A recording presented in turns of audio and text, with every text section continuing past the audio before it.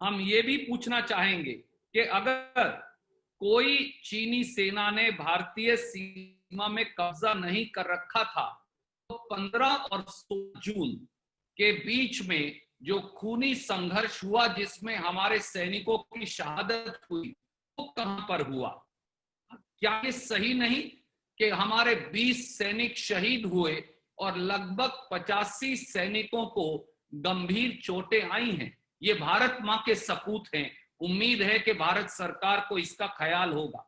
अगर चीनी सेना ने भारतीय टेरिटरी के अंदर कब्जा नहीं किया तो फिर देश के विदेश मंत्री ने साफ तौर से बयान देकर चीनी सेना को पूर्णतः पुरानी यथास्थिति बनाए रखने की मांग क्यों रखी थी?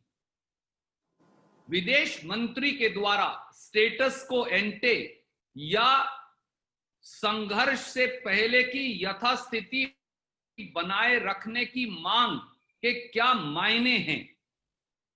जब भारत सरकार ने ये कहा कि भारतीय और चीनी सेना की डिसएंगेजमेंट की कार्यवाही चल रही है, यानी चीनी सेना अपनी पुरानी स्थिति पर लौट जाएगी, तो इसके और क्या मायने पढ़े जाएं कि चीन हमारी सीमा में घुसपैठ नहीं कर आया है। कल भी प्रधानमंत्री जी के बयान के बावजूद चीन ने भारत पर गलत तरीके से इल्जाम लगाते हुए ये कहा कि गालवन घाटी का पूरा क्षेत्र चीन का है, जो सही नहीं। भारत सरकार का चीन के इस क्लेम के बारे में क्या सटीक जवाब है? क्या भारत सरकार को आगे बढ़ इस चीनी सरकार के इस क्लेम को सिरे से खारिज नहीं करना चाहिए? प्रधानमंत्री जी ने ये कहा था 2 दिन पहले कि हमारे सैनिकों की शहादत व्यर्थ नहीं जाएगी। उसके क्या मायने प्रधानमंत्री जी के दिमाग में हैं? हमारे सैनिकों की शहादत कहां और क्यों हुई, क्या इसका प्रधानमंत्री जवाब देंगे?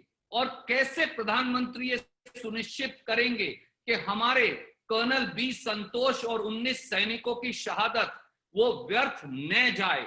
उन्होंने जो भारत मां की रक्षा के लिए शहादत दी है वो शहादत देश के काम आए। हम ये सवाल पूछते एक बार फिर दोहराते हैं कि भारतीय राष्ट्रीय कांग्रेस सरकार द्वारा भारतीय भूभागीय अखंडता के लिए उठाए गए हर कदम के साथ है। हम हमारी सेना के साथ अटूट तरीके से खड़े हैं। देश की रक्षा और हमारी भूभागीय अखंडता की सुरक्षा हर भारतीय के दिल में सबसे पहली प्राथमिकता है।